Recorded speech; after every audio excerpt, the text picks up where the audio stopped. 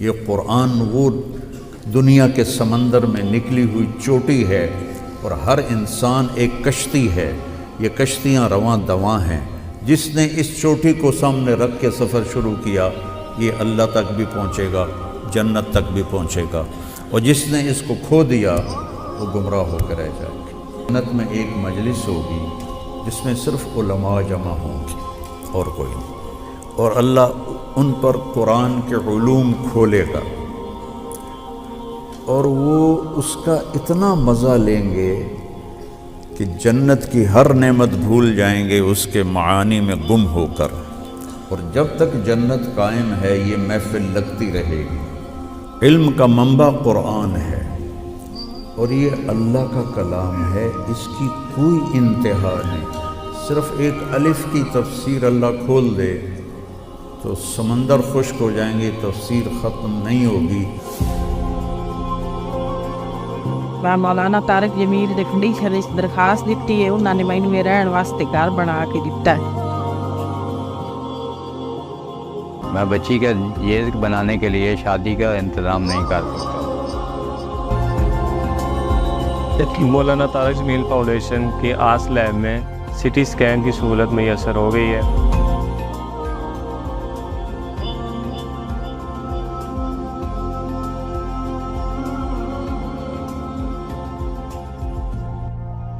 علیکم ورحمۃ اللہ وبرکاتہ۔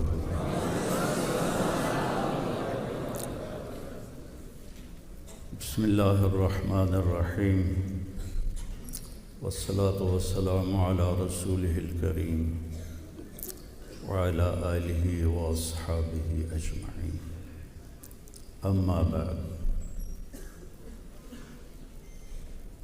فاعوذ باللہ من الشیطان الرجیم، بسم اللہ الرحمن الرحیم، الف لام میم، ذالک الکتاب لا ریب فیہ ھدی للمتقین۔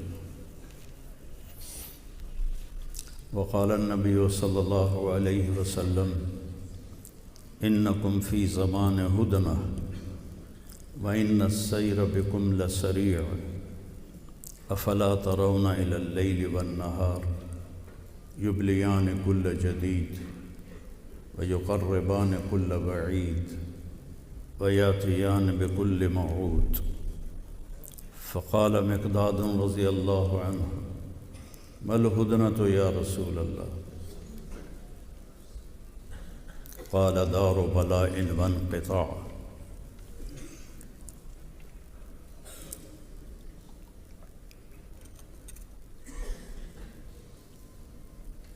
قال دار بلاء وانقطاع، فإذا التبست عليكم الأمور كقطع الليل المظلم فعليكم بالقرآن، فإنه ماحل مصدق وشافع مشفع، من جعله أمامه قاده إلى الجنة، ومن جعله خلفه ساقه إلى النار، او کما قال صلی اللہ تبارک و تعالی علیہ وسلم۔ محترم معزز علماء کرام اور عزیز طلباء،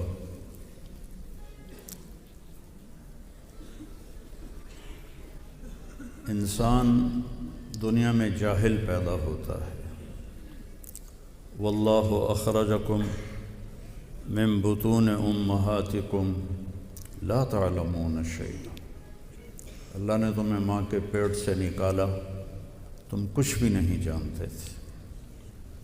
باقی مخلوق کے بارے میں اللہ فرماتا ہے ربنا الذی اعطی کل شیء خلقہ ثم ہدی، ہر چیز کو پیدا کیا، اسے ہدایت دی، اور انسان سے فرمایا لا تعلمون شیئا۔ پھر یہ بڑی محنت کرتا ہے، کوئی دنیا میں بہت اونچا جاتا ہے، کوئی دین کے علوم میں بہت اونچا جاتا ہے۔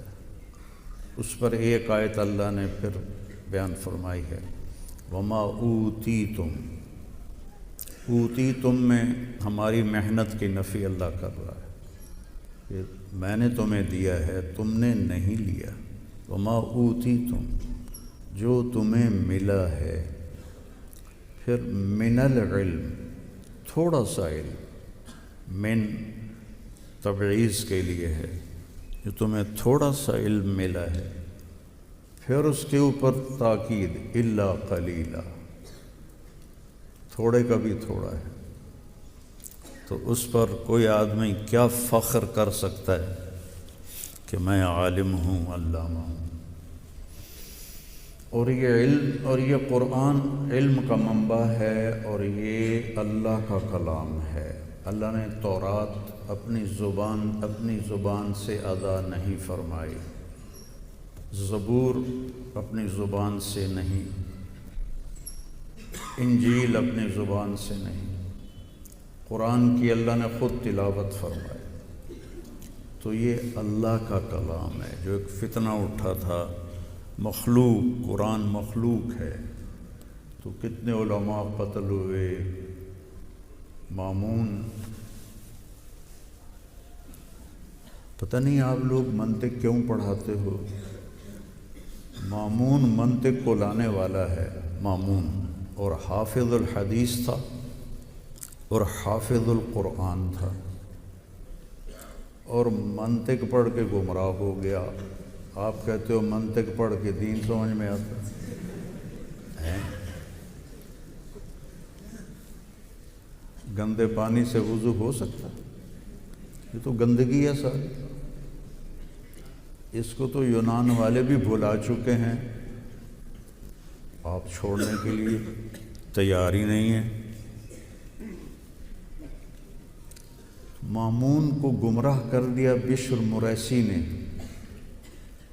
کہ وہ منطق میں بہت آگے چلا گیا، تو اس کے عقلی دلائل سے مامون متاثر ہو گیا، اور اس نے کتنے علماء قید کیے، کتنے شہید کیے۔ امام شافعی نے حیلہ کر کے اپنی جان بچائی۔ مامون نے کہا ما تقول فی القرآن، مامون نے بلایا امام شافعی کو، ما تقول فی القرآن، کیا کہتے ہو قرآن کے بارے میں؟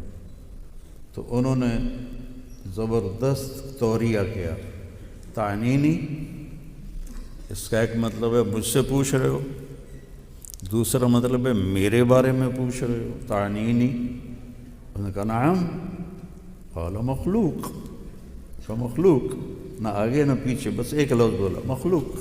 فخلا سبیلہ، کا ٹھیک ہے، یہ بھی ہمارے مذہب پر ہے۔ وہ وہاں سے بھاگے اور مصر جا کے پناہ لی، اور وہیں ان کا انتقال ہوا۔ مامون جیسا حافظ الحدیث اور حافظ القرآن اور خیر القرون کے دور میں وہ منطق پڑھ کے گمراہ ہو گیا۔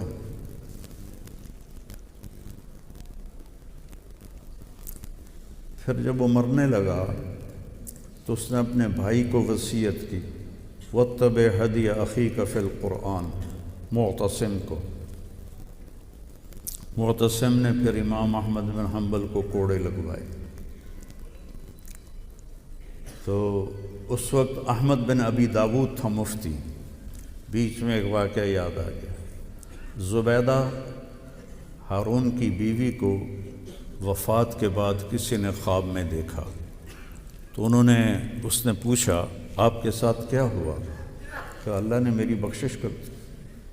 جب نہر زبیدہ اس نے کھدوائی تھی، مینا میں اس کے آثار اب بھی ہیں، مینا جب پہلی کدال جب پڑی تھی تو میری بخشش ہو گئی تھی۔ تو وہ کہتا ہے پھر تمہارا تو رنگ پیلا زرد ہوا پڑا ہے، یہ کیا ہے؟ تو اس نے کہا کہ میرے برابر قریب میں بشر مریسی دفن ہے، اس کو قبر نے جھٹکا دیا ہے، اس کے جھٹکے کی آواز سن کر سب کے رنگ پیلے پڑ گئے۔ معتصم نے پھر امام احمد بن حنبل کو کوڑے لگوائے۔ کہنے لگا کون ہے جو کم سے کم کوڑوں میں جان لے لے؟ تو ایک حبشی نے کہا میرے 10 کوڑے کھا کے آدمی مر جاتا ہے، تو آ جا۔ 60 کوڑے مارے. اور ایک اور تاریخ کی کتاب میں نے پڑھا کہ ایک غلام کو بلاتا، وہ 2 کوڑے مارتا، اس کو ہٹا کے پھر دوسرے کو تازہ کو بلاتا، وہ 2 وہ مارتا. اس طرح 30 آدمیوں نے 60 کوڑے. تو آپ پر غشی سی تاری تھی. تو احمد بن ابی داود نیچے آیا اور کہنے لگا اب بھی اگر تو میرے کان میں کہہ دینا کہ قرآن مخلوق ہے تو میں تمہیں خلیفہ کے عذاب سے بچا لوں گا. تو نے ایسے جھرجھری لی اور فرمایا اب بھی اگر تو کہہ دے کہ قرآن اللہ کا کلام ہے، غیر و مخلوق ہے، تو میں تمہیں اللہ کے عذاب سے بچا دوں گا. معتصم اسی پہ مر گیا. پھر واسق کا دور آیا. یہ تینوں ہارون کے بیٹے تھے، مامون، معتصم، واسق. واسق کو ایک مراسی نے توبہ کروا دی. مراسی میں آج اپنی زبان میں کہہ رہا ہوں، مسخرہ. اس کے دربار میں جیسے ہمارے ذمہ داروں کے ہوتے ہیں، آج تک میں نے اس روایت کو باقی رکھا ہوا ہے. باقی تو ڈیرے ویران ہو گئے ہیں، تو میرے پاس آتے ہیں، میں سب کو رجا کے بھیجتا ہوں. تو وہ ایک دن روتا ہوا آ گیا، کہنے لگا امیر المومنین عظم اللہ اجرک فی القرآن، اللہ تعالیٰ قرآن کے بارے میں آپ کو بہت اجر عظیم عطا فرمائے. تو اس نے کہا وما بالقرآن، قرآن کو کیا ہوا ہے؟ کہا مات القرآن، کہ قرآن مر گیا ہے، فوت ہو گیا ہے. اب نمازوں میں کیا پڑھیں گے، اب تراویح میں کیا پڑھیں گے؟ وہ کہنے لگا ویحک، تیرا ستیہ ناس، کبھی قرآن بھی مر سکتا ہے؟ کہ نعم، القرآن مخلوق وکل مخلوق یموت فمات القرآن. بڑے بڑے علماء جس کو قائل نہیں کر سکے تھے، انہوں نے کہا امیر المومنین قرآن مخلوق ہے، ہر مخلوق نے مرنا ہے، تو قرآن بھی مخلوق ہے، فوت ہو گیا ہے. تو اس ایک نکتے نے واسق کو توبہ کی توفیق دی، لیکن اس نے اظہار نہیں کیا، نہ اپنی دعوت کو ختم کیا. متوکل جب آیا تو اس نے پھر معتزلہ کا خاتمہ کیا اور ان کو حکومت سے نکالا. تو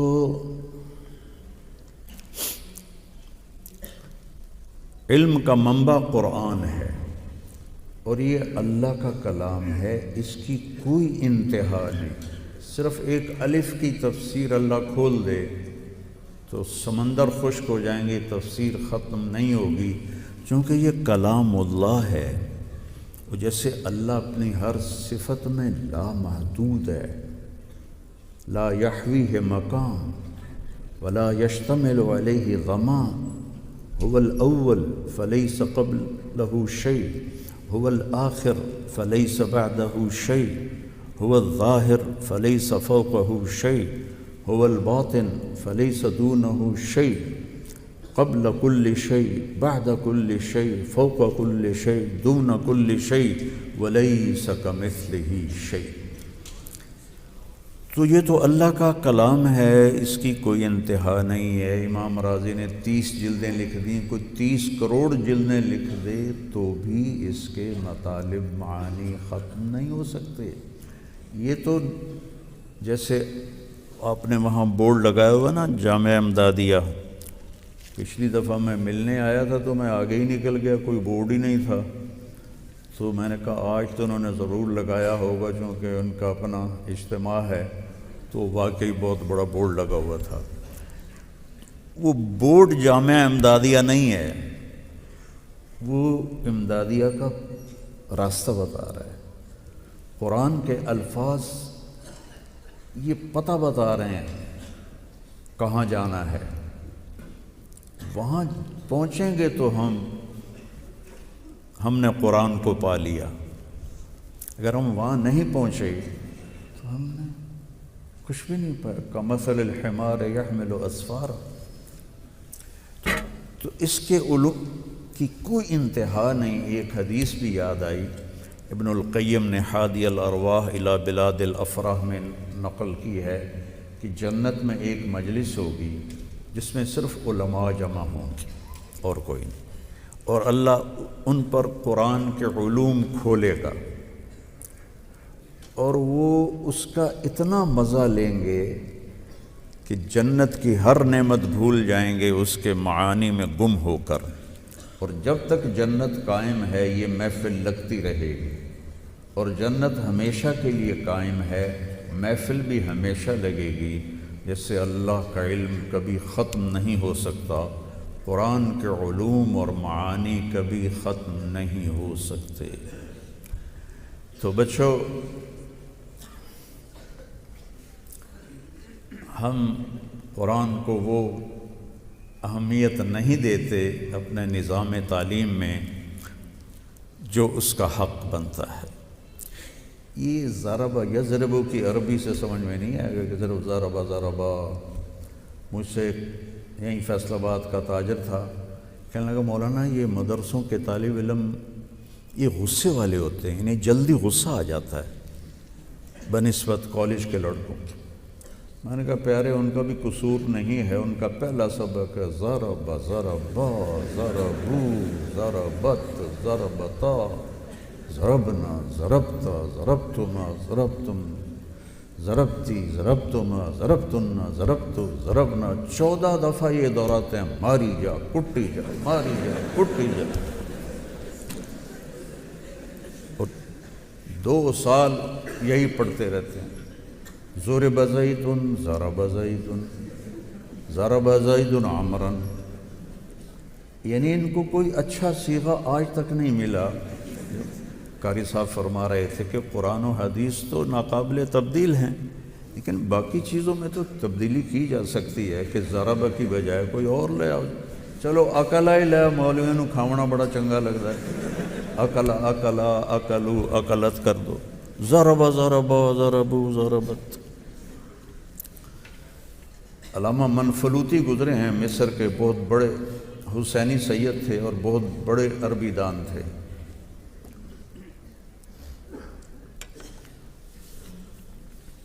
انہوں نے اپنی کتاب میں ایک واقعہ نقل کیا ہے کہ مصر پر جب ترکی کی حکومت تھی تو وہاں ایک گورنر آیا، عثمانی بادشاہوں نے بھیجا داؤد، اس کو عربی پڑھنے کا شوق ہوا تو اس نے ایک عالم کو بلایا کہ مجھے عربی سکھاؤ، تو اس نے اس کو نحو شروع کروائی، تو ضرب زید عمرا، تو وہ تھوڑا خر دماغ تھا، کہنے لگا کیا واقعی زید نے مارا ہے عمر کو؟ کہا نہیں مارا نہیں ہے، ویسے مثال ہے۔ کہا تو تم بادشاہوں کو جھوٹی مثالیں سناتے ہو، اس کو قید کر دو، قید ہو گیا۔ دوسرا آیا، تیسرا آیا، چوتھا آیا، 5واں آیا، 18 علماء قید ہو گئے۔ ہر ایک کے پاس مثال ہی یہی تھی اور وہ یہی بات پوچھتا، پھر کہتا بادشاہوں کا کہ جھوٹ بولتے ہو۔ پھر اس نے شام سے ایک عالم بلوایا، تو وہ تھوڑے سمجھدار نکلے، انہوں نے پوچھا چکر کی یہ جڑا جاندہ قید ہو جاندہ ہے؟ کہا جی یہ زید اور عمر کا چکر ہے۔ تو ٹھیک ہے، اب مثال تو اس کے پاس بھی یہی تھی، تو اس نے بھی کہا ضرب زید عمرا، تو اس نے پھر جوش میں کہا کیا واقعی مارا ہے؟ کہا جی بالکل مارا ہے۔ کیا مارا ہے؟ کیوں مارا ہے؟ کیا قصور ہے؟ کہا بڑا بدماش ہے، بڑا بدماش ہے۔ اچھا کیا بدماشی اس کی؟ کہا آپ کا نام کیا ہے؟ اس نے کہا، میں نے کہا داؤد۔ کہا داؤد میں 2 واو ہوتی ہیں، لیکن کبھی آپ نے دیکھا ہے کہ آپ کے نام کے ساتھ 2 واو لکھی جائیں؟ ایک واو لکھی جاتی ہے، دوسری کا یوں وہ بنا کے نشان۔ آپ کے نام میں 2 واو ہیں اور عمر میں 1 واو ہوتی ہے۔ اس بدماش نے یہ کیا ہے کہ آپ کے نام کی واو چرا کے اپنے ساتھ لگا لی ہے، عمر بن گیا ہے۔ اس نے تو آپ کا نام چرا لیا ہے، تو اس کے تو ہوٹ ٹھکائی ہونی چاہیے، سکے لتر مارو انہوں۔ وہ کہنے لگا ہیں اچھا تو کسی مولوی نے مجھے یہ تو نہیں بتایا۔ وہ آپ سے ڈر گئے تھے، میں تو انہوں کھلی گل کر دی تھی۔ کہتے چلو ٹھیک ہے، انہوں بھی چھاڑ دیا ہوتے تینوں بھی نام دینا۔ تو جتنی عربی ہم پڑھتے ہیں اس سے قرآن نہیں سمجھ میں آئے گا، اور جس طرح ہم پڑھتے ہیں، جب میں نے جلالین پڑھی تو اس کے ساتھ ہدایہ ثالث تھا جو ویسے ہی دماغ کھا جاتا ہے، عام طور پہ آج کل تو نہ پڑھنے والے کو سمجھ میں آتا نہ پڑھانے والے کو۔ ہمارے استاد تھے رحمۃ اللہ علیہ، وہ زیادہ وقت ان کا تبلیغ میں گزرا اور پھر ان کو مدرسے رائمنڈ میں بٹھا لیا۔ اب جہاں کہیں اٹکتے وہ کہتے اجتہاد کرو، جو تمہاری سمجھ میں آ جائے وہی ٹھیک ہے، بس وہی ٹھیک ہے۔ اور پھر اس کے ساتھ مشکات کے 2 سبق، پھر جلالین 2 طرف سے۔ تو یہ تو قرآن کے ساتھ مذاق ہے۔ ایک ایک لفظ کے لیے اسماعیل رحمہ اللہ بددوؤں کے ساتھ پھرتے رہتے تھے کہ یہ اس لفظ کو کیسے بولتے ہیں۔ متاع ومل حیات الدنیا ومل حیات الدنیا فی الآخرۃ الا قلیل، متاع الدنیا، متاع۔ تو وہ کہنے لگے میں دیکھوں تو صحیح کہ عرب کا بدو متاع کا کیا مطلب لیتا ہے۔ وہ چلتا رہنا دے ٹھڈے بڑی۔ تو ایک قبیلے میں پہنچ گئے، 2 مہینے رہے، کوئی بولا ہی نہیں متاع۔ تو ایک دن خیمے کے باہر بیٹھے تھے اور وہ بدو کی عورت، وہ ہوتی ہے نا ٹاکیاں جس سے برتن صاف کرتے ہیں، ایسے بنا لیتے ہیں گول سا، تو اس سے برتن صاف کرتے ہیں، اس میں سے وہ جو گھی لگا ہوتا ہے وہ اتارتی ہیں، وہ کالی پیلی ہو جاتی ہے۔ تو اس نے وہ صاف کر کے ایسے رکھی تو اس میں گھی کی خوشبو تھی، تو پیچھے سے کتا آیا اور منہ میں ڈال کے چلا گیا۔ تو وہ کہنے، بدو عورت کی زبان سے بے ساختہ نکلا، اخذ المتاع ففر۔ تو اسماعیل کہنے لگے وجدت واللہ، مل گیا مل گیا مل گیا، مطلب مل گیا۔ اس طرح تحقیق کرتے تھے۔ ایک لفظ آتا ہے فدمدم علیہم ربہم، یہ قرآن میں 1 دفعہ آیا ہے، فسواہا ولا یخاف عقباہا۔ 1 سال اس لفظ کے لیے ایک قبیلے کے ساتھ پھرتے رہے، 1 سال، چونکہ قلیل الاستعمال لفظ ہے، رباعی ہے تو بہت کم استعمال ہوتا ہے۔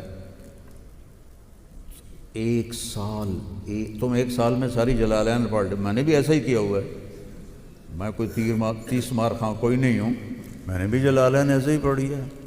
یہ تو بعد میں اپنے ذوق سے جو کچھ اللہ نے دیا اور دیکھا۔ تو ایک دفعہ دونوں بیٹھے ہوئے تھے خیمے میں، اور ہانڈی چولہے پر تھی اور اس پر ڈھکن تھا، تو نیچے سے ہانڈی میں شوربے نے جو جوش مارا نا، تو اس کی بھاپ سے ڈھکن اڑ کے ذرا پرے جا کے گرا۔ تو بدو نے زور سے آواز لگائی بیوی کو بتانے، دم دمت، ہانڈی دم دمت القدر، لیکن اس نے صرف کہا دم دمت۔ تو اسماعیل نے جوتا بھی نہیں پہنا اور کہا وجدت واللہ وجدت واللہ وجدت واللہ، اور پیدل بھاگتے بھاگتے بغداد پہنچے 1 لفظ کے لیے۔ تو میرے عزیزو، اللہ کی قسم ہم قرآن کے حسن کو نہیں سمجھے، چونکہ ہماری زبان نہیں ہے۔ فَاصْدَعْ بِمَا تُؤْمَرْ وَأَعْرِضْ عَنِ الْمُشْرِكِينَ۔ عبید رحمہ اللہ نے یہ آیت تلاوت فرما رہے تھے، ایک بدو قریب سے گزرا اونٹ پر، اس کے کان میں آیت پڑی، وہ نیچے گرا اور سجدے میں چلا گیا۔ تو وہ کہنے لگے ارے بھائی کیا کر رہے ہو؟ تو سر اٹھا کے کہنے لگا جو تو نے پڑھا ہے نا اس کو سجدہ کر رہا۔ اور ترجمہ کیا ہے؟ جو کہا گیا ہے کھل کے کہو، اس میں کون سی ایسی چیز ہے کہ سجدے میں گر جاؤ؟ تھوڑا سا اس کا میں بتا دیتا ہوں۔ صدع شیشے کے توڑنے کے لیے استعمال ہوتا ہے، کسرہ استعمال نہیں ہوتا، ویسے دونوں استعمال ہوتے ہیں۔ صدع اس توڑنے کو کہتے ہیں چیز کو اس طرح توڑو کہ جڑ نہ سکے۔ تو شیشہ واحد دھات ہے جو ٹوٹے تو جڑتا نہیں، شیشہ ٹوٹے جڑتا نہیں، پھر آگ میں ڈال کے اس کو پگھلانا پڑتا ہے۔ تو میرے رب نے کہا، میرے محبوب جو میں نے کہا ہے اس کے ذریعے سے کفر پہ ایسی چوٹ لگا کہ کبھی قیامت تک یہ جڑ نہ سکے، شیشے کی طرح اس کو چور چور کر دے۔ وَأَعْرِضْ عَنِ الْمُشْرِكِينَ، اس حسن نے اس کو نیچے گرا دیا۔ چونکہ ہم مضامین کی کثرت ہے، دیکھو تمہارے سامنے روٹی بھی ہو، چاول بھی ہو، زردہ بھی ہو، حلوہ بھی ہو، پوڑی بھی ہو، سموسے بھی ہوں، باقرخانی بھی ہو، گلاب جامن بھی ہوں، رس گلے بھی ہوں، اور تم سارے کھا جاؤ تو تمہارے معدے کا کیا حال ہوگا؟ اللہ کے فضل سے ٹوائلٹ میں ہی بیٹھے رہو۔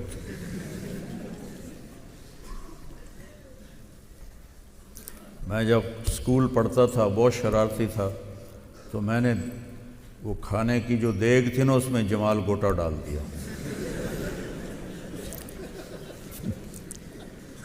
تو 70 لڑکے تھے ہم،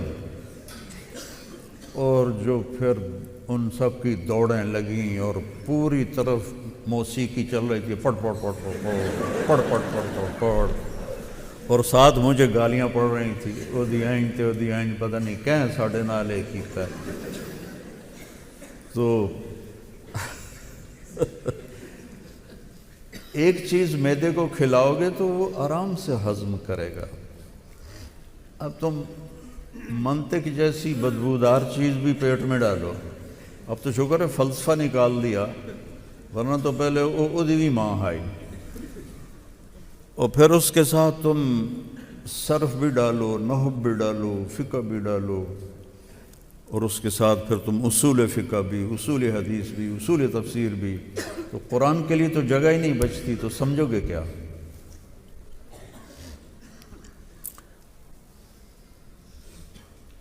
میں ایک آپ کو مثال دیتا ہوں۔ کانوا قلیلا من اللیل ما یہجعون بالاسحار ہم یستغفرون، رات کو بہت تھوڑا سوتے تھے اور سحری میں استغفار کرتے تھے۔ تھوڑے کا اللہ نے مطلب بیان کرنا تھا کہ تھوڑا، اس تھوڑے کو دیکھو قرآن کیسے بیان کرتا ہے، کانو ناقصہ جو قلت پہ دلالت کرتا ہے، ٹھیک ہے، قلیل جو قلت پہ خود دلالت کر رہا ہے، من اللیل من تبعیض کا ہے جو قلت پہ دلالت کرتا ہے، ما مصدر کا ہے جو فعل کو مصدر بنا دیتا ہے، کثرت سے قلت میں تبدیل کر دیتا ہے، اور حجا اونگ کو کہتے ہیں، نیند کو نہیں کہتے، حجا۔ یہ کانو قلیل، قلیل قلیل، من اللیل قلیل، ما قلیل، حجا قلیل، وبالاسحار ہم یستغفرون۔ جب اس طرح تم اس کی آیت کی شکل دیکھو گے تو تمہیں کچھ اور محسوس ہوگا۔ رات کو تھوڑا سوتے تھے، اس کا اثر اور ہے، اور اس طرح سوچ کے پڑھو گے تو اس کا اثر اور ہے۔ تو قرآن سے ہم نے انصاف نہیں کیا، اور پھر آپ لوگ جا رہے ہو زیادہ زیادہ آپ وہ پڑھو گے، مفتی شفیع صاحب رحمہ اللہ کی تفسیر، کیا نام ہے اس، معارف القرآن، لیکن حسن قرآن تو عربی میں ہے۔ ابھی حسنہ مفتی صاحب قاری صاحب نے لقد کان لکم فی رسول اللہ اسوۃ حسنہ پڑھی نا، ایک ہوتا ہے حسن، ایک ہوتا ہے حسین، ایک ہوتا ہے احسن، ایک ہوتا ہے حسنہ۔ حسن خوبصورت، حسین بہت خوبصورت، احسن سب سے زیادہ خوبصورت، حسنہ چہرے کا وہ تل جو چہرے کو خوبصورت بنا دیتا ہے. سادہ سا چہرہ ہو لیکن یہاں تل ہو تو پورا چہرہ خوبصورت ہو جاتا ہے, کشش ہوتی ہے. حسنہ چہرے کا وہ تل جو آپ کو نمایاں کر دے. تو میرا رب کہہ رہا ہے میرے نبی کی زندگی صرف خوبصورت نہیں ہے, نمایاں ہے, سب سے منفرد ہے. کیا مزہ ہے اس کا. قرآن کے لیے الگ اپنی زندگی کا کچھ وقت لگاؤ. وَلَئِن مَسَّتْهُمْ نَفْحَةٌ مِّنْ عَذَابِ رَبِّكَ لَيَقُولُ الَّذِينَ ظَلَمُوا يَا وَيْلَنَا إِنَّا كُنَّا ظَالِمِينَ. اگر انہیں تھوڑا سا عذاب چکھ لے, انہیں چھو لے, تو یہ پکار اٹھیں گے کہ ہم ظالم ہیں. ٹھیک, تھوڑا سا اس کو دیکھو کہ اللہ کی زبان کے اندر اللہ بتانا یہ چاہتا ہے کہ تھوڑی سی تکلیف ان کو پہنچے, تھوڑی سی. تو اس کو اللہ کیسے بیان کرتا ہے؟ ان اور اذا. ان کمزور ہے اذا سے, اذا میں ہے جب بھی یہ ہوگا تو ہم ایسا کریں گے, اور ان ہے اگر کے ساتھ, اس میں تسلسل نہیں ہے, ایک دفعہ کا اشارہ ہے. والا ان مسا چھونا, لمس چھونا, لمستہم, اصابتہم, اخذتہم. مست کا جو لفظ ہے یہ بالکل یہ ایسے, یہ دیکھو یہ مست ہے. اولا مستم النساء اگاں تائیں گل جاندی ہے حنفیوں کے نزدیک. تو مست یہ یعنی عذاب کو کس طرح بیان کر رہا ہے اللہ تعالیٰ, اس پہ میں آپ کو تھوڑا متوجہ کر رہا ہوں. مسا یہ ہے, نفحہ ایک لفظ ہے, ایک لفحہ ہے. ہوا کا ہلکا سا جھونکا, اگر وہ ٹھنڈا ہو تو اسے نفحہ کہتے ہیں, اور اگر وہ گرم ہو تو اسے لفحہ کہتے ہیں. دروازہ بند کرتے ہوئے بعض اوقات اس ہوا کا جھونکا آتا ہے, اس کو کہتے ہیں. اگر وہ ٹھنڈا ہے تو جیسے آج کل ہے تو اسے نفحہ کہتے ہیں, اور گرمی میں بند کریں تو گرم آتا ہے تو اسے لفحہ کہتے ہیں. تو اللہ نے لفحہ نہیں فرمایا, گرم, نفحہ ٹھنڈا ہوا کا جھونکا. آگے کیا کہا؟ من عذاب ربک. من جہنم نہیں فرمایا, من جحیم نہیں فرمایا, من سعیر نہیں فرمایا, من سقر نہیں فرمایا, من عذاب اللہ نہیں فرمایا, من عذاب النار نہیں فرمایا. اور عذاب کی جگہ من النار بھی آ سکتا تھا. جب من النار نہیں آیا تو عذاب کی کوئی بھی شکل اور رب کا لفظ لا کر اس میں نرمی پیدا کی, اور رب کو اللہ کے نبی کے ساتھ جوڑ کے اس میں اور نرمی پیدا کی. رب پالنے والا, اور آگے میرے محبوب رحمت للعالمین. تو دیکھو اللہ نے عذاب کو کتنا ہلکا بیان کر کے کیا ہے. وَلَئِن مَسَّتْهُمْ, ایسے کیا, نفحہ ٹھنڈی ہوا کا جھونکا, لیکن وہ من عذاب ربک. من عذاب اللہ میں ہیبت آ جاتی, من عذاب النار میں شدت آ جاتی ہے. تو اللہ نے کہا من, اور عذاب کو عام کر دیا, آگ کا لفظ استعمال نہیں کیا. انکال نہیں ہے, جحیم نہیں ہے, سلاسل نہیں ہے, اغلال نہیں ہے, صدید نہیں ہے, حمیم نہیں ہے. من عذاب ربک. اتنا معمولی سا بھی اگر انہیں لگ گیا. یہ ہے اصل میں یہودی کہتے تھے نا, لن تمسنا النار الا ایاما معدودہ. اور آج کل بھی کئی جو غافلے کہتے ہیں کوئی نہیں, ایک دن لتر لتر کھا کے دوزخ چوں نکل ہی جاواں گے. تو اللہ ان کو سمجھا رہا ہے کہ اگر ایک معمولی سا یہ تمہیں پڑ گیا نا جھونکا، جو عادی مجرم ہوتے ہیں ان کو منانے کے لیے کتنے لتر مارتے ہیں پولیس والے، ایڈا وڈا لتر ہوتا ہے، وہ مار کھا کھا کھا جب ان کی کھال اتر جاتی پھر وہ مانتے ہیں۔ اتنا معمولی سے جھونکے کے بعد ان کے الفاظ کیا ہیں؟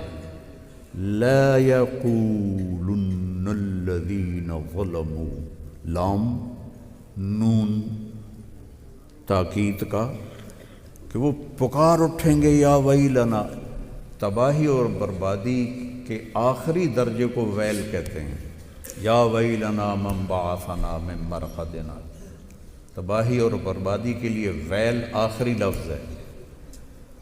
انا کنا ظالمین، ایک معمولی سی جھونکے عذاب میں سے آ گیا تو تم پکار اٹھو گے کہ ہم ہمیشہ ظالم تھے، ہم ہمیشہ ظالم تھے۔ اب جنت کی طرف آ جاؤ۔ وَلَكُمْ فِيهَا مَا تَشْتَهِي أَنفُسُكُمْ وَلَكُمْ فِيهَا مَا تَدَّعُونَ، جو چاہو گے ملے گا، اور جو ناممکن سمجھتے ہو تدعون وہ بھی ملے گا۔ ایک روایت میں آتا ہے کہ جہنم میں بادل اٹھے گا تو جہنمی کہیں گے شکر ہے پانی آ گیا، تو اس میں سے مزید انگارے برسیں گے۔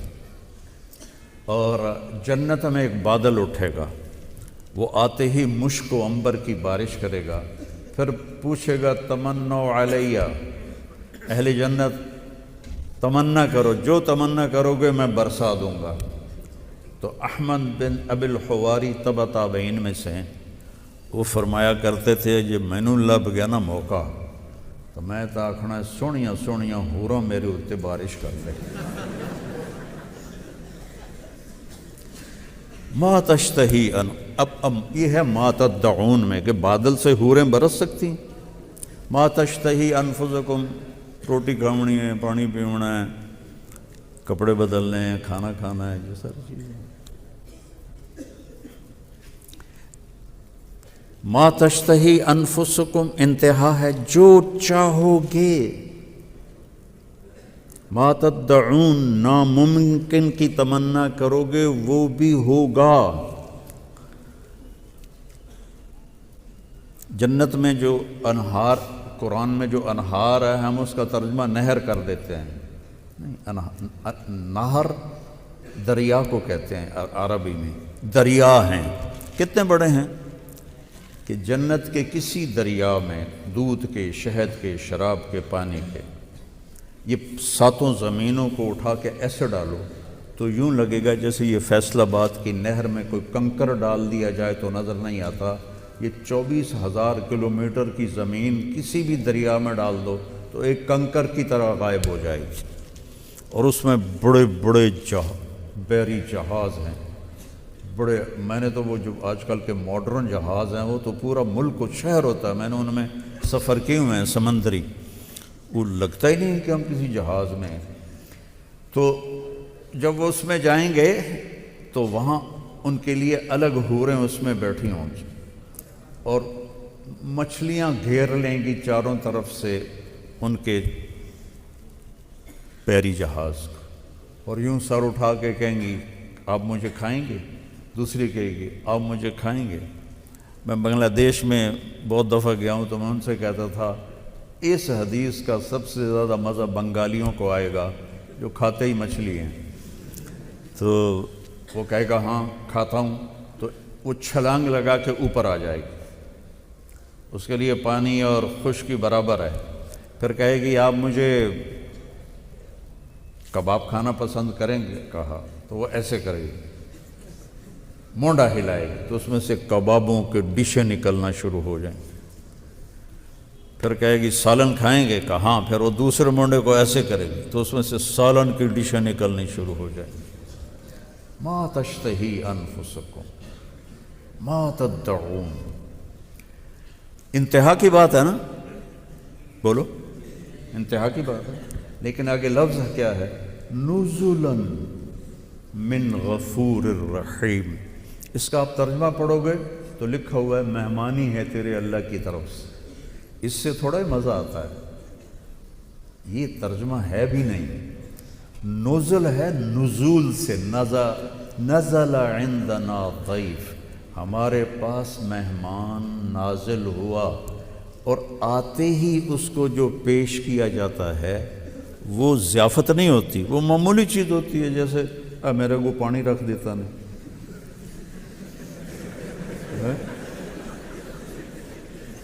اس کو نزل کہتے ہیں۔ اگرچہ روٹی میں نے کوئی نہیں کھاونی، لیکن میں ویسے دسدا پیا کہ یہ نزل ہے، تمہارے سامنے مثال ہے۔ اور عربوں میں آپ چلے جاؤ تو بادشاہ کی دعوت بھی کھائی ہے قطر کے، اور عام لوگوں کی بھی، قہوہ اور کھجور پہلے پیش کیا جاتا ہے، اس کو کہتے ہیں نزل۔ اور ہم جو ہمارے ملک میں ہے جوس پہلے پیش کیا جاتا ہے، سردیاں ہوں تو سوپ پیش کیا جاتا ہے، پھر کھانا بعد میں ہوتا ہے۔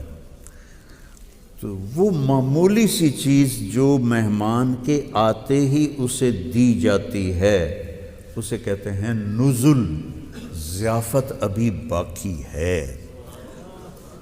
تو میرا رب کہہ رہا ہے ما تشتہی انفسکم اور ما تدعون، یہ ہے تیرے رب کا قہوہ اور کھجور، اے امدادیہ دا ٹھڈا پانی۔ اور جب ضیافت تمہاری کروں گا تو پھر تم دیکھو گے کہ میں کیا کرتا ہوں تمہارے ساتھ۔ اب سبحان اللہ نکلی کہ نہیں نکلی؟ وہ قاری صاحب زبردستی کلوا رہے تھے، کہو سبحان اللہ، اے آپ پہ بولی جاندے ہیں۔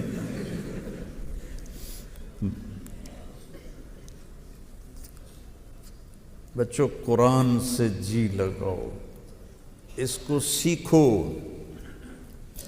اس کے حسن و جمال کو سیکھو۔ ایک اور آپ کو سنا، چونکہ قرآن کی بات ہو رہی تھی نا، تو میں کہ چلو میں کون سا گھر سے سوچ کے آتا ہوں، پڑھائی نہیں جاتا، میرے سر میں درد ہوتا ہے بہت زیادہ، تو اسی لحاظ سے پھر میں نے کہا دو چار چیزیں آپ کو حسن قرآن سے بتا دوں کہ قرآن کیسا حسین کلام ہے۔ میں نے شروع میں آیت پڑھی تھی الف لام میم ذالک الکتاب لا ریب فیہ، لا ریب فیہ کا ترجمہ سب نے کیا، اس میں کوئی شک نہیں، شک خود عربی زبان کا لفظ ہے۔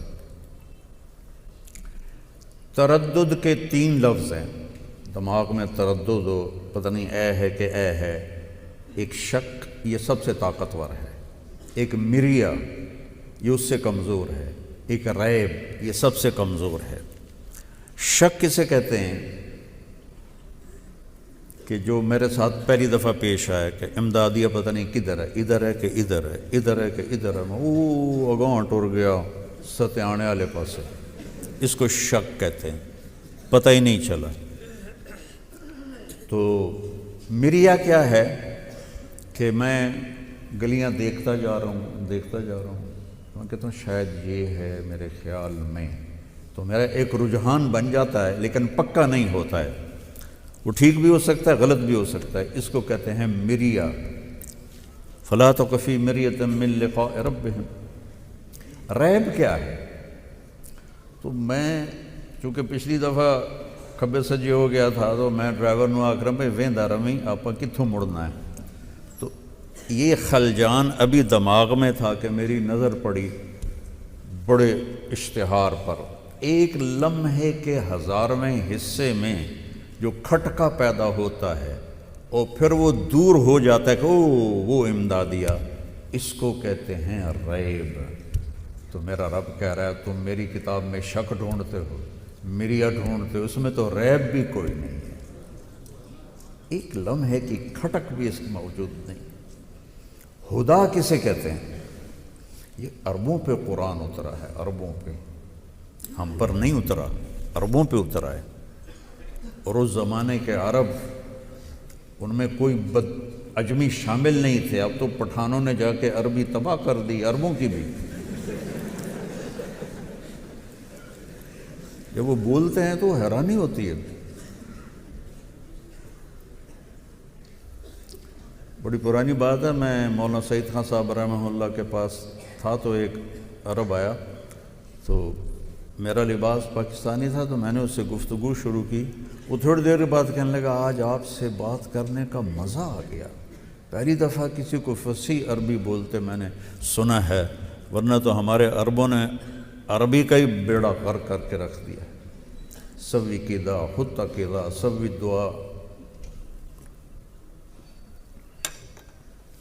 گاف عربی میں ہے ہی نہیں، اور مصری جیم کو گاف میں بدلتے ہیں۔ تو یہ جماعت گئی تھی میواتیوں میں، تو مصری نے بیان کیا، پھر دعا کی اللہم ارزقنا الگنہ، اللہم ارزقنا الگنہ۔ اگلے دن میواتی گنے کا گٹھا اٹھا کے آ گئے، کہا جی رات کو ہمارے مہمان گنا مانگ رہے تھے تو میں گنا لے کے آ گیا۔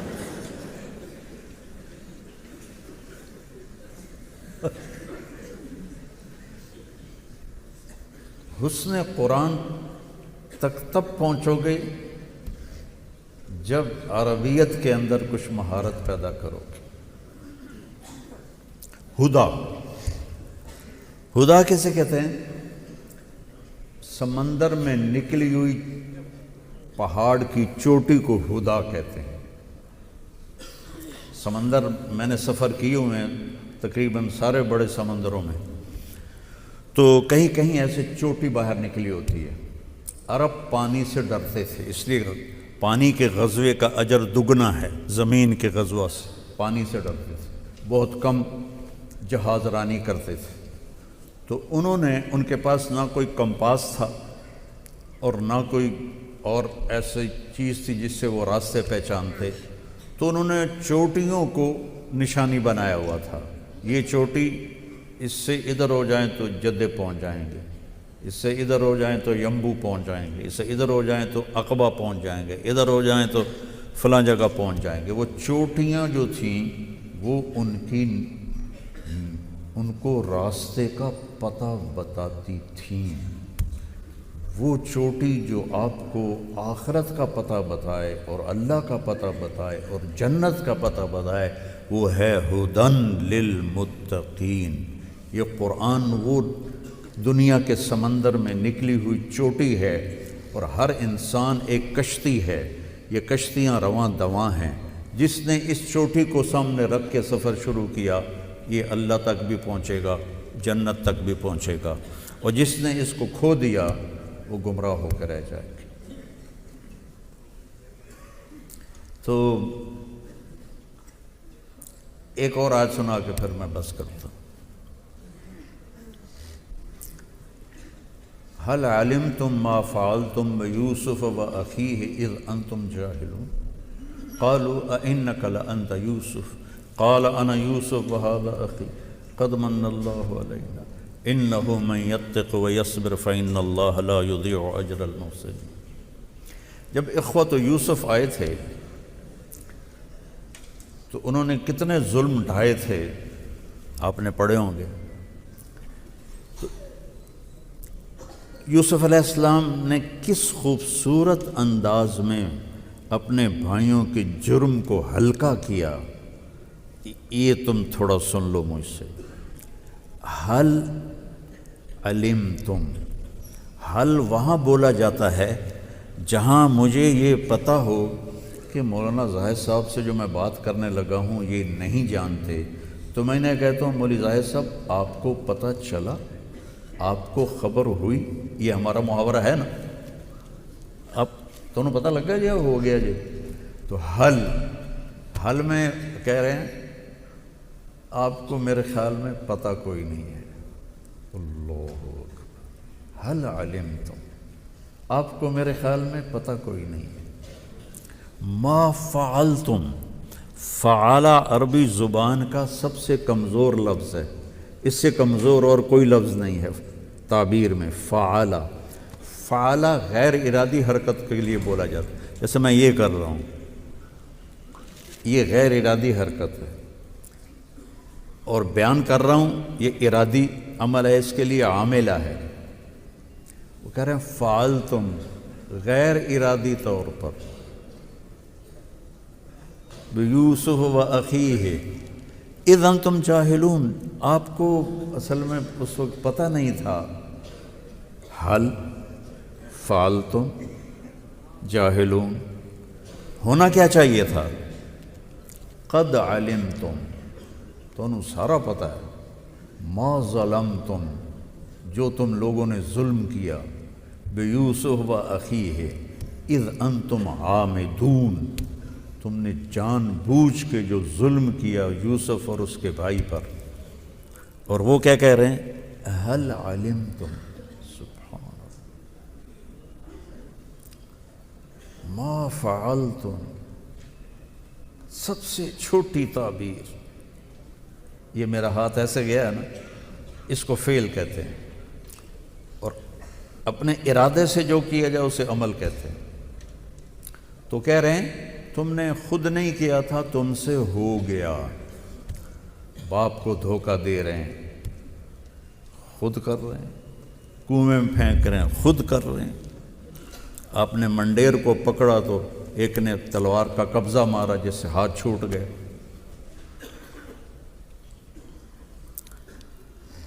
اوہو،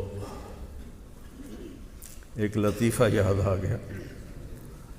ہمارے دیہاتی خطیب جیسے ہوتے ہیں، وہ بیان کر رہا تھا یوسف علیہ السلام کا قصہ.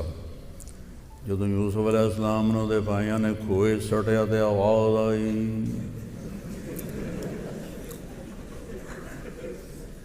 لَتُنَبِّئَنَّهُمْ بِأَمْرِهِمْ هَذَا، یہ وہ بھول گیا. تو پھر اس نے دہرایا. جب یوسف علیہ السلام نے دے بھائیاں نے کھوئے سڑیا دے آواز آئی، اب لمبا کر رہا ہے اور یاد کر رہا ہے. آواز آئی، اوے لوگوں سن لو، مولوی مسئلہ بیان کر رہا ہے، دھیان نال سنو. پھر یہ نہ آکھیا جے کہ مولوی نے مسئلہ نہیں بیان کیتا.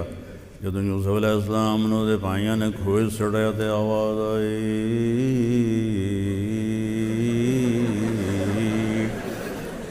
اب یاد نہیں آ رہا.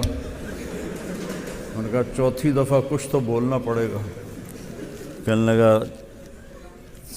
ہن فیصلے دی گل سن لو. جدو یوسف علیہ السلام نے دے بھائیاں نے کھوئے سڑیا تے آواز آئی کڑم.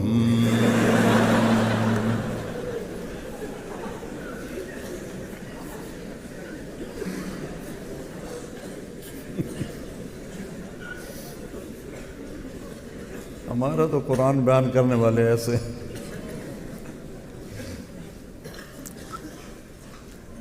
تو حل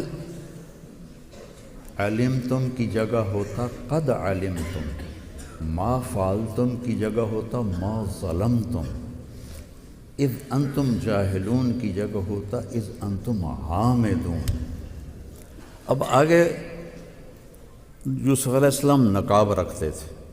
جب انہوں نے نقاب ہٹایا اور یہ بات کی تو انہوں نے سے غور سے دیکھا تو دو کیفیتیں پیدا ہوئی. ایک شک کہ نہیں یوسف نہیں، ایک یقین وہی ہے، لگتا ہے اس کا خواب پورا ہو رہا ہے.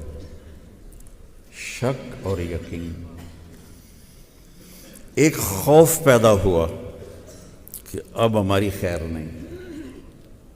ایک امید پیدا ہوئی کہ ہو سکتا ہے یہ یوسف نہ ہو. تو دو متضاد کیفیتیں ہیں، شک یقین، خوف اطمینان. اس کو قرآن نے کیسے بیان کیا؟ اِنَّکَ، استفہام اِنَّا کے اوپر لا رہے ہیں. اِنَّکَ، پھر لَأَنْتَ یوسف، میرے چہرے کو تم پڑھنا پھر تمہیں اس آیت کا صحیح مزہ آئے گا.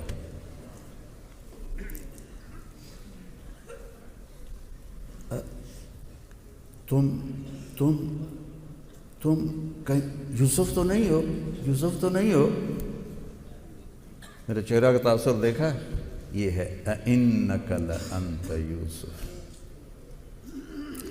تو آگے یوسف کیا کہتا ہے؟ انا یوسف. کیا تواضع ہے. انا یوسف، انا عزیز و مصر میں انا یوسف وہذا اخی. کتنی تواضع ہے اس میں. اور جو آج میں بیٹھا ہوں قد من اللہ علیہ. تو میرے عزیزو، پورا قرآن ہی حسین ہے، اور قرآن کے ساتھ جو ناانصافی ہے، میں نے بھی اسی ناانصافی کے ساتھ پڑھا ہوا ہے. میں نے تو یہ نامراد منطق زبانی یاد کی تھی، پوری مرقات میں نے زبانی لکھ دی تھی، پوری مرقات. کلو آبا کلو باجا کلو آبا، یہ کیا ہے بھائی؟ اس کی جگہ کوئی حدیثیں یاد کرو. آخری ایک قصہ سنا کے ختم کرتا ہوں. 3 تاریخ کو آسٹریلیا کے سفیر مجھے ملنے آئے. اگست میں ہم نے ویزے کے لیے درخواست دی تھی، تو انہوں نے میرے بیٹے یوسف کا، اس کی سیکرٹری کا فون آیا کہ وہ آپ سے ملنا چاہتے ہیں. میں نے کہا مجھے کیسے ملنا چاہتے ہیں؟ کہا جی وہ یہاں کی جو مشہور شخصیات ہیں ان سے ملاقاتیں کر رہے ہیں. اور اسی میں ہی اس نے کہا کہ وہ عربی بھی جانتے ہیں، عربی میں وہ مصر میں سفیر رہے ہیں 5 سال، اور 3 سال سفیر رہے ہیں سعودی عرب، اور انگلینڈ سے انہوں نے PhD کی ہے عربی میں. میں کہا چلو شکر ہے، مجھے انگریزی آتی تھی، بھول بھلیاں ہو گئی، چلو عربی میں بات ہو گئی. تو جب میں ان سے ملا تو میں نے کہا کہ سمعت انک تعلمت العربیہ.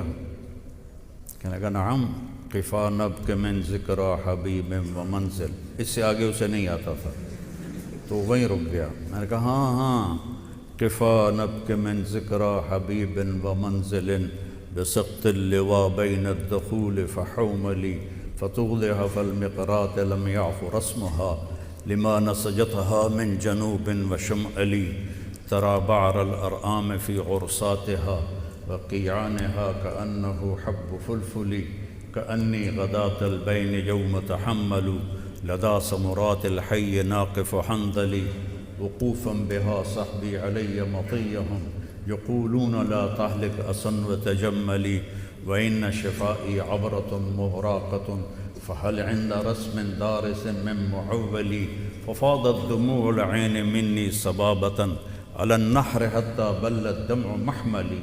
یہاں تک تشبیب ہے، پھر انیزہ کا عشق شروع ہوتا ہے. یہ میں نے 40 سال پہلے یاد کیے تھے. اس کی تو آنکھیں پھٹ گئی، حیران ہو کر مجھے دیکھنے لگے. پھر بیٹھے تو کہنے لگا میں نے وہاں سے کی ہے PhD، تو متنبی بڑی مشکل تھی، مجھے اس کا ترجمہ بہت مشکل سے کرنا پڑا ہے، عربی تو سے انگلش.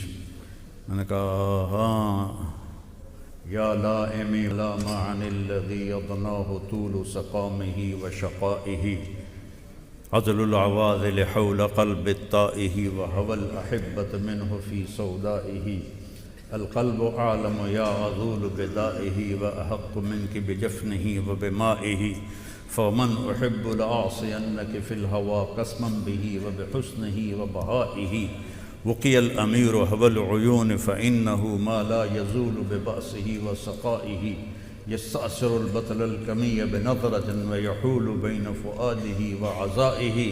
اور لملیٹ ہی ہو گئے اور میرا ویزا پکا ہو گیا. اور یہ متنبی بھی میں نے 1975 میں یاد کی تھی. جب متنبی پڑھاتے ہیں، متنبی ہے نصاب میں. تو اس وقت تو میں نے یاد کی تھی. پھر میں چونکہ درس و تدریس میرا مقدر نہیں تھا، تبلیغ میرے مقدر میں تھی، لیکن یہ کف بالدیار التي لم يعفها القدم بلا وغيرها الارواح والدیم، کچھ کھنڈرات باقی ہیں. تو بِعَمِ الشموس الجانحات غواربا اللابسات من الحریر جلاببا المنہبات قلوبنا وعقولنا المنہیات الناہبات الناہبا حاولنا تفدیتی وخفن مراقبا فوضعنا ایدیہن فوق ترائبا بعد ہوا کا صبرت ام لم تصبرا وبقاک ان لم یجر دمعک او جرا کم غرا صبرک وابتسامک صاحبا لما رآہ فی الحشا ما لا یرا امر الفؤاد لسانہ وجفونہ فقتمنہ وکفا بجسمک مخبرا۔ بیٹے میں نے بعد میں جان ماری ہے، دلہن کا گھونگھٹ نہ اٹھاؤ تو تمہیں کیا پتہ کالی ہے کہ چٹی ہے؟ تم نے قرآن تو پڑھا ہے، اس کا گھونگھٹ نہیں اٹھایا۔ تو آج میں نے دیکھو سال کے لیے بھی نہیں کہا، آپ چلے کے لیے بھی نہیں کہا، میرا درد ہے، یہی درد میرے جگر میں ہے، مجھے مار ڈالے گا بس سوا، کہ ہمارے جو بر صغیر میں قرآن کو وہ مقام نہیں دیا جاتا جو فقہ کو دیا جاتا ہے۔ اور خواجہ غلام فرید بہت بڑے عالم تھے، تو ان کے شخصیت کو سامنے رکھ کر ان اشعار کو اس کی جگہ پہ فٹ کرنا۔ سکھری تروش منصوری نو، حسین بن منصور الحلاج، سکھری تروش منصوری نو ہن ٹھپ رکھ کنز قدوری نو۔ حالانکہ خود بڑے عالم ہیں، جو غلوب فی الفقہ ہے اس کی بات کر رہے ہیں، نفی نہیں کر رہے۔ سکھری تروش منصوری نو ہن ٹھپ رکھ کنز قدوری نو، ہادی نہ سمجھ ہدایہ کافی نہ سمجھ کفایہ، کر پرز شرع وقایا ایو دل قرآن کتاب ہے۔ کوئی بچے سرائکی ہوں گے تو ان کو بڑا مزہ آیا ہوگا، باقیاں دے اتو لگ گئے ہوں گے تو قرآن سے دل لگا، اور اس کے لیے تمہیں عربی میں جان مارنی پڑے گی، ورنہ خالی کڑم والے مولوی بنو گے تم سارے، آواز آئی کڑم۔ اور غیبت چھوڑ دو، غیبت چھوڑ دو، نفرت چھوڑ دو، چاہے مذہبی ہے، چاہے کوئی کسی کو ناراضگی سے ہے، دل سے نفرت نکال دو۔ اہدنا، ہم سب کے لیے ہدایت کی دعا، اہدنی نہیں ہے، اہدنا ہے۔ اہدنا الصراط المستقیم، چوڑا سیدھا راستہ مجھے بھی دکھا، باقی سب کو بھی دکھا۔ تو ہر نفرت کی نفی کرتا ہے۔ اور پھر اللہ پہ قربان جاؤں، آزاد نہیں چھوڑا کہ ٹھیک ہے، نہیں، مخصوص ہے صراط الذین انعمت علیہم۔ ایک اس کا مطلب ہے جو آپ پڑھتے ہیں جن پر تیرا انعام ہوا، اور ایک مطلب اس کی لغت کے لحاظ سے بتاتا ہوں، سہولت اور آسانی۔ یہ جانوروں کو انعام کہتے ہیں، کن کو؟ گائے، بھینس، بکری، بھیڑ، اونٹ، کہ یہ آہستہ چلتے ہیں، مزے مزے سے چلتے ہیں۔ گھوڑے کو انعام میں داخل نہیں۔ والخیل والبغال والحمیر لترکبوها وزینہ ویخلق ما لا تعلمون۔ جیسے مزے مزے سے یہ جانور چلتے ہیں، ہمیں وہ راستہ دکھا جس پر تو نے اپنے وہ بندے تیار کیے جن کے لیے اس راستے پہ چلنا مزے کا کام ہو گیا۔ اور ناعمہ ایک بوٹی ہے جو گرمی سردی میں سرسبز رہتی ہے، گرمی سردی میں سرسبز رہتی ہے، اور اونٹ کی اتنی پسندیدہ ہے کہ وہ نظر آ جائے تو اونٹ کسی اور جھاڑی کو نہیں کھاتا، اسی کو کھاتا ہے۔ تو جیسے اونٹ کے لیے تو وہ جھاڑی اس کی مرغوب بنا دیتا ہے، یہ راستہ ہمارے لیے ایسا ہی مرغوب بنا دے۔ اور جن کو تو نے سہولت سے یہ راستہ پا، سہولت کا مطلب یہ نہیں کہ وہ سوتے سوتے تو ایک ہمارا ساتھ ساتھی کہتے یا اللہ سوتے سوتے کھاتے کھاتے پیتے پیتے ہدایت عطا فرما. تو یہ مطلب نہیں ہے، مشقتیں ان پر بھی آتی ہیں لیکن ان کے لیے مشقت مزہ بن جائے. اب ابو شیش کے شعر یاد آ گئے، معاف کرنا مولانا میں ادھر ادھر ہو رہا ہوں. وقف الہوا بی حیث انت فلیس لی متأخر عنہ ولا متقدم اجد یہ ایک شعر سنانا تھا. اجد الملامت فی ہواکی لذیذتا حبا لذکرک فلیلمن اللوم اشبہت اعطائی فصرت احبهم اذ کان حبی منک حبی منہم وَأَهَنْتَنِي وَأَهَنْتُ نَفْسِي صَاغِرًا مَا مَنْ يَهُونُ عَلَيْكَ مِمَّنْ يُكْرَمُ. صرف ایک شعر کا ترجمہ کہ مجھے جب کرتے ہیں نا لان تان تیرے بارے میں تو مجھے بڑا مزہ آتا ہے. چلو شعر ہی سن لو. نہ مانوں گا نصیحت پر نہ کرتا میں تو کیا کرتا کہ ظالم ہر ہر بات پہ تمہارا نام لیتا تھا. یہ ترجمہ ہے کہ میں نے نصیحت نہیں ماننی پر تیرا نام آتا ہے تو میں گم ہو جاتا ہوں. تو جب مجھے لان تان کی پرواہ نہیں رہتی. تو ابو شیش کہہ رہا ہے کہ میں تیرے بارے میں جب لان تان سنتا ہوں نا تو مجھے بڑا مزہ آتا ہے کیونکہ اس میں تیرا نام آتا ہے بار بار بار بار بار بار. تو اس نام کی لذت مجھے گالی گلوچ بھلا دیتی ہے. آسانی کا مطلب یہ نہیں کہ وہ مشقتوں سے نہیں گزرتے. آسانی کا مطلب ہے کہ ان کے لیے مشقتیں آسان ہو جاتی ہیں، ان میں ان کو مزہ آتا ہے.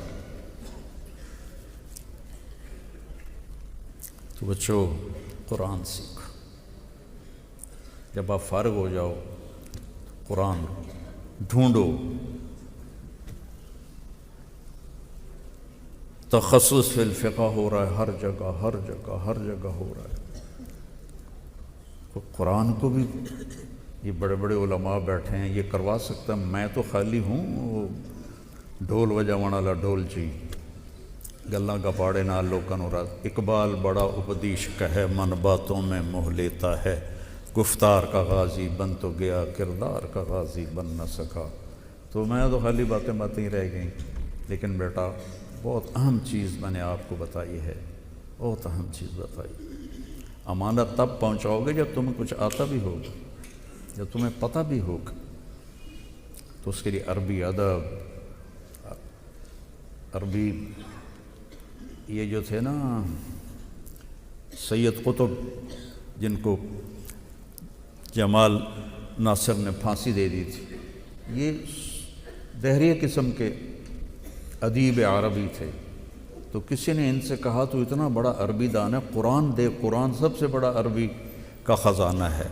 تو قرآن پڑھتے پڑھتے ہدایت مل گئی اور پھر انہیں فی ظلال القرآن سب سے فصیح تفسیر ظلال القرآن ہے. تو میری بات لمبی ہو گئی، ابھی مفتی صاحب نے بھی بات کرنی ہے. اور میں یقین مانو 2 گولیاں کھا کے آیا تھا، وہ میرا خیال تھا آدھا پونا گھنٹہ 2 موبائلوں کو ٹرکا کے میں چلا جاؤں گا.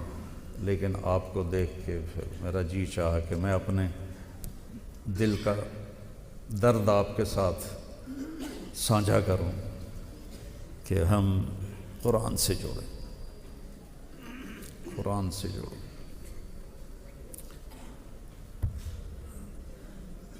عاشق ہوں میں عشق کماں میں دل رکھیں وانگ پہاڑاں ہو سہ سہ بدیاں ہزار الاں میں کر جانے باغ بہاراں ہو منصور جے چک سولی دتے جڑے واقف کل اسراراں ہو سجدیوں سر چائیں نہ باہو توڑے کافر کہن ہزاراں ہو. یہ عشق کرو گے قرآن سے تو پھر کچھ یہ سفر آسان ہوگا. نیت کرتے نا انشاءاللہ صاحب. تو اگر آپ بچے آپس میں کوئی 2 بچے لڑے ہوئے ہوں تو اٹھ کے صلح کر لینا. میں نے ایک مدرسے میں بیان کیا دورے کے بچے ہوں تو میں نے یہ بات کی کہ کوئی آپس میں لڑے ہوئے ہوں تو صلح کر لینا. اس میں کچھ میرے شاگرد بھی تھے تو ایک نے آ کے بتایا کہ استاد جی 2 لڑکے تھے جو میزان کے سال میں آپس میں لڑے تھے، اور آج تک وہ ایک دوسرے سے بات نہیں کرتے تھے. 8 برس گزر گئے تھے, آج انہوں نے صلح کی ہے. تو تم جوان ہو, گرم خون ہے, تو کبھی کسی سے لڑائی بول بلارا ہو گیا ہو, صلح کر لینا. اللہ کو صلح بہت پسند ہے.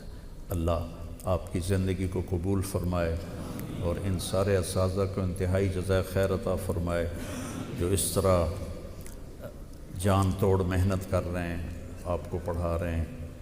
اللہ تعالیٰ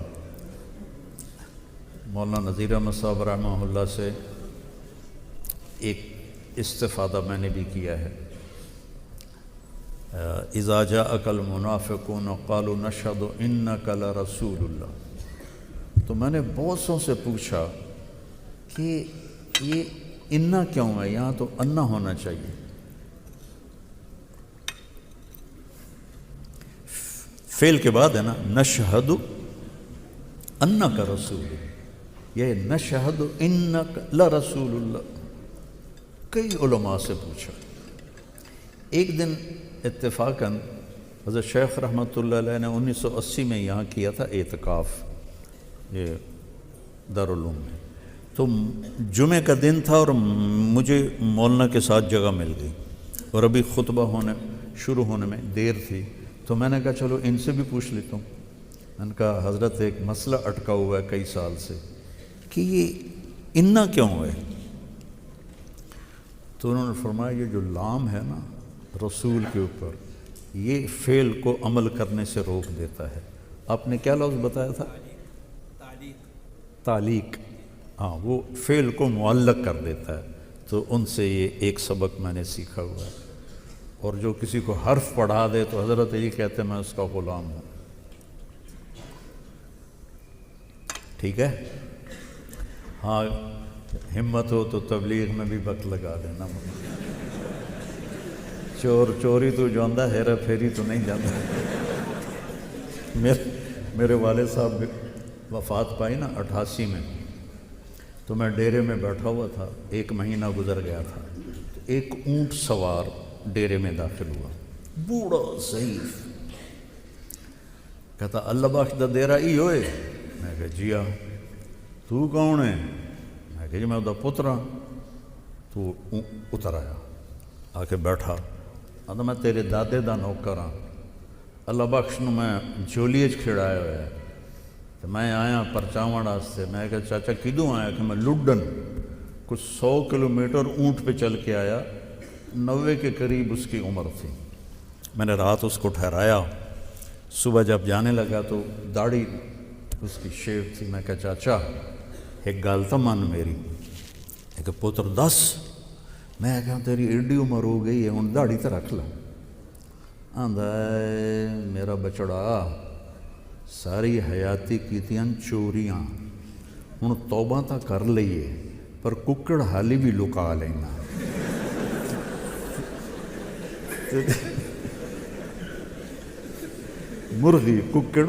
مرغی حالی بھی لکا لینا. تے جو مڑ داڑھی نال پھدی گیوں تے بڑا کام. السلام علیکم.